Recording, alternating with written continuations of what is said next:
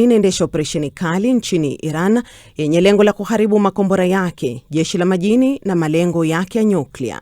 Katika mkutano wa waandishi wa habari uliofanyika huko makao makuu ya jeshi nchini Marekani, Pentagon, Pete Hegseth amesema kuwa Marekani ina malengo halisi na operesheni hiyo na haitasababisha vita visivyo na mwisho, lakini amekataa kutoa muda maalum wa kumalizika kwa vita hivyo.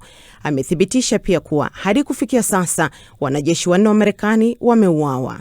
Kiongozi wa Baraza Kuu la Usalama wa Taifa wa Iran, Ali Larijani, amesema kwa nchi yake itajilinda kwa nguvu yote na itawafanya maadui wake wajutie kile alichokiita makosa yao. Nchi 6 za Ghuba pamoja na Marekani zimeelezea kuwa shambulizi la Iran dhidi ya nchi zisizo katika vita katika eneo hilo la Mashariki ya Kati kunasababisha hatari ya kuongezeka kwa mzozo huo. Katika taarifa wamesema wanathibitisha tena haki yao ya kujilinda. Kama sehemu ya kulipiza kisasi, Iran imekuwa ikishambulia maeneo yenye watu wengi na miundombinu, ikiwa ni pamoja na viwanja vya mafuta katika baadhi ya nchi za Ghuba ambavyo viko karibu na kambi za Marekani. Moshi umeonekana karibu na kituo cha umeme nchini Kuwait, huku Saudi Arabia ikisitisha baadhi ya shughuli zake katika moja ya viwanja vikubwa zaidi vya mafuta Mashariki ya Kati, Ras Tanura, baada ya kushambuliwa. Nchi za Ulaya zimeanza kujihusisha zaidi katika mzozo wa Iran.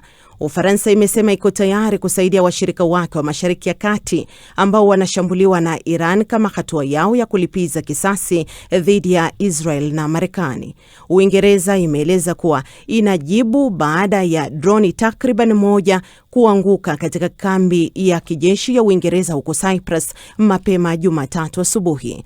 Cyprus imeweka vikosi vyake vya usalama katika tahadhari ya juu kabisa, na Ugiriki inatuma meli za kijeshi na ndege kusaidia.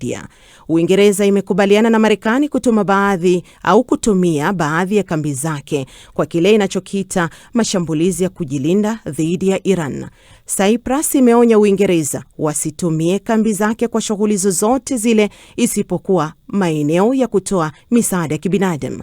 Ujerumani inasema kuwa wanajeshi wake waliopo katika eneo hilo wana haki ya kujilinda ikiwa watashambuliwa. Unaendelea kusikiliza taarifa ya habari kutoka idhaa ya Kiswahili ya BBC. Mamlaka nchini Sudani Kusini wamesema kwamba zaidi ya watu 170 wameuawa katika shambulio moja katika eneo la utawala la Rueng. Waziri wa habari amesema kuwa waathirika 80